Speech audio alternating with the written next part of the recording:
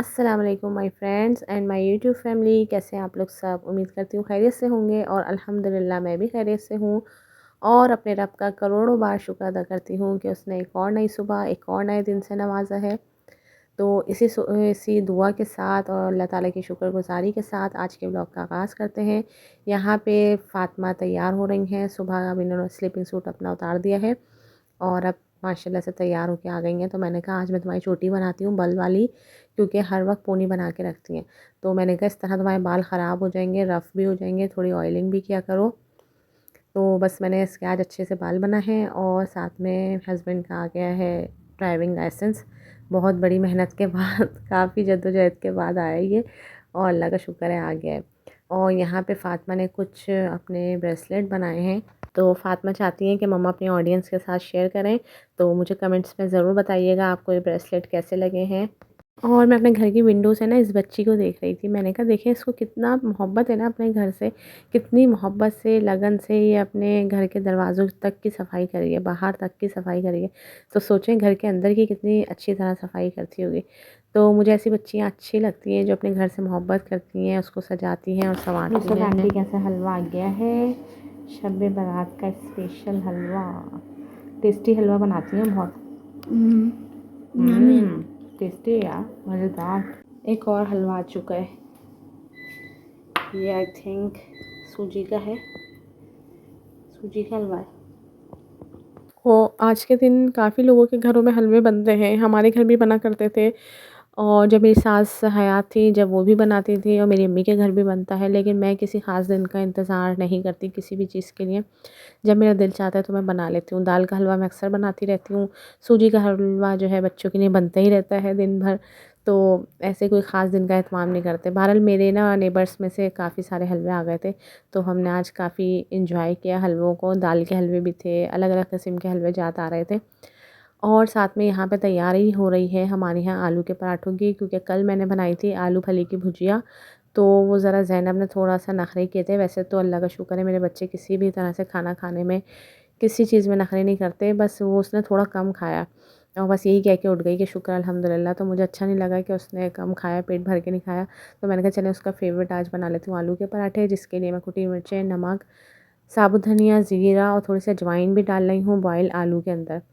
और ये हरा धनिया और हरी मिर्चें डाल रही हूँ काट के बारीक। तो बाज़ दफ़ा जब हम बेसन की चीज़ें खाते हैं या आलू के पराठे वगैरह कुछ हैवी इस किस्म के खाने खा लेते हैं ना, तो हमें तेज़ाबियत का मसला हो जाता है। तो उससे बचने के लिए ना तो मैं क्या करती हूँ, आलू के इसमें भी मैं अजवाइन डाल देती हूँ, और पकोड़े वगैरह भी बनाती हूँ ना तो उसमें भी थोड़ी सी अजवाइन ऐड कर लेती हूँ।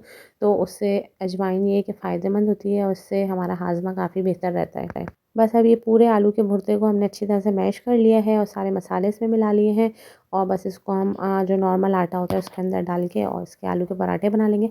तो पहले तो मुझसे बहुत मुश्किल से बनते थे आलू के पराठे, वही होता टूट ही जाते थे और बिखर जाते थे। बट आहिस्ता आहिस्ता करके प्रैक्टिस करने से, कहते हैं ना प्रैक्टिस मेक्स मैन परफेक्ट। तो जितनी हम प्रैक्टिस करते हैं किसी भी चीज़ की तो हम उसमें माहिर हो ही जाते हैं। अल्हम्दुलिल्लाह मैं अपने आप को माहिर तो नहीं कहूँगी, लेकिन अल्लाह का शुक्र है कि अच्छे पराठे बन जाते हैं। अच्छा, रोटी बनाते दौरान ही ना ज़हरा का ट्यूशन का टाइम हो गया था। अब उसने नखरे करना शुरू कर दिए कि मैं आज नहीं जाऊँगी और अभी नहीं जाऊँगी, थोड़ी देर बाद जाऊँगी। मैंने कहा चलो ज़हरा मैं आपकी ना वीडियो बनाती हूँ। मैंने उससे ऐसे ही कहा। अब वो सीढ़ियों से उतरते उतरते सीधी-सीधी चली गई, हत्ता कि वो डायरेक्ट ट्यूशन में पहुँच गई अपने। वो यही समझती रही कि मैं उसकी वीडियो बना रही हूँ। तो मुझे इतना प्यार आया, मैंने कहा कितनी मेरी मासूम बच्ची है। बस इसी तरह हमारी बहुत मोहब्बत करते हैं हम अपनी बेटियों से। हम नहीं चाहते कि हमारी बेटियों को दुःख हो, तकलीफ़ हो, और कोई भी माँ बाप नहीं चाहता। तो बस हमें ना हमेशा अपने बच्चों के लिए यही दुआ करनी चाहिए कि जो भी लोग हमारे औलादों को मिलें आने वाली ज़िंदगी में, वो बाअदब हों और मोहब्बत करने वाले हों, इज़्ज़त करने वाले हों और आला ज़र्फ़ लोग हों। तो बस ऐसे लोगों से अल्लाह ताला हमारे बच्चों के नसीब में ला दे।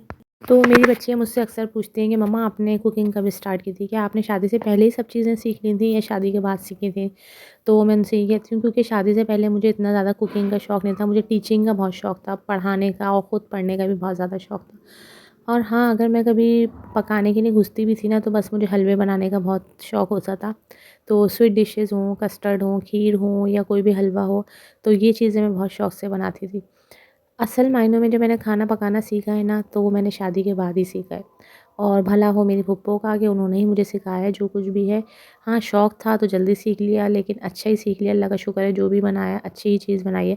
लेकिन ये है कि रोटी मुझे आज तक उस वाली जो है ना, उस कैलिबर की नहीं बनानी आई जैसे हम लोगों के यहाँ बनती है माशाल्लाह। मेरी ददियाल में बहुत अच्छी रोटी बनाई जाती है, बहुत अच्छी साफ़-सुथरी, उजली-उजली, और मेरे ससुराल में भी अच्छी बनती थी। लेकिन ना मुझे नहीं बनानी आती, वो भी मेरे हस्बैंड की मेहरबानी है कि वो मैं जैसी भी रोटी बनाती हूँ ना तो वो खा लेते हैं। तो मेरी दादी बस यही कहा करती थी कि देखें, खाना बनाना, कुकिंग करना तो हर लड़की को आ ही जाता है। असल बात है सिखानी कि हम सिलाई कढ़ाई सिखाएँ ना बच्चियों को, तो मुझे यही फ़ोर्स करती थी कि सिलाई कढ़ाई सीखो। तो उस वक़्त मुझे इंटरेस्ट नहीं था, लेकिन बाद में क्या हुआ, जब मेरे पास ज़ैनब पैदा हुई है ना, मेरी बड़ी वाली बेटी, तो मुझे इतना शौक़ हो गया सिलाई करने का। और फिर अल्हम्दुलिल्लाह मैंने उसका कुछ ना कुछ सीना जब शुरू किया है, तो मुझे स्टिचिंग आ ही गई, और बहुत अच्छी आ गई कि मतलब अब बंदा अपना ज़रूरत जो है पूरी कर सकता है सिलाई की। और यहाँ पे मैंने काफ़ी सारी मटर और गाजरें मंगा ली थी आज, क्योंकि मैंने कहा गाजर को भी मैं कद्दूकस करके फ्रीज़र में रख देती हूँ, क्योंकि गाजर की अक्सर कुछ ना कुछ डिश बन ही रही है। और मटर को भी छील के रख देती हूँ, क्योंकि मटर घर में होती है ना, तो यकीन करें आधा काम ऐसा लगता है कि हुआ हुआ है।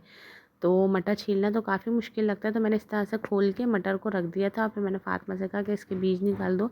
तो ये काम ना समझो, जो घंटों का काम था ना मटर छीलने का, मेरा मिनटों में हो गया था बच्चों के साथ। तो ये बच्चों को भी इन्वॉल्व करना चाहिए हमें इस तरह के कामों में। ये देखें, अब यहाँ पे फ़ातिमा जो है गाजर को अच्छी तरह से पील कर रही हैं। और फिर मेरे पास जो कद्दूकस की मशीन है ना, मैंने उसमें डाल के इसको कद्दूकस कर लिया था, तो वो काम भी बहुत जल्दी से हो गया था। और यहाँ पे हो गया था शाम की चाय का टाइम और बच्चों के स्नैक्स का, तो मैंने थोड़ा सा बेसन के साथ इस तरह से आलू के स्लाइस लेके, और बेसन और थोड़ी सी पिसी हुई मिर्चें और नमक डाल के ना इसको फ्राई किया है। तो ये बच्चों को बहुत पसंद आया था। और साथ साथ मैंने मटर का सालन भी चढ़ा दिया था, आलू मटर गाजर का सालन। तो आज हमारे रात का खाने में ये था, आलू और मटर और गाजर का सालन। और साथ में शाम की चाय के साथ आलू की पकौड़ियाँ थी हल्की फुल्की सी। सो फ्रेंड्स, मेरा काम कंप्लीट हो चुका है अल्हम्दुलिल्लाह। पूरा दिन बहुत अच्छा गुज़रा और बहुत बेहतरीन गुज़रा। साथ में बच्चों ने मेरा बहुत साथ दिया, जैसे कि आप अली को देख सकते हैं, अभी तक मेरे साथ किचन में खड़ा है। सो उम्मीद करती हूँ कि आपको वीडियो पसंद आई होगी। पसंद आए तो लाइक ज़रूर करें, चैनल को सब्सक्राइब करना बिल्कुल नहीं भूलिएगा। और मुझे दें इजाज़त फिर किसी नई वीडियो तक के लिए। अल्लाह हाफ़िज़।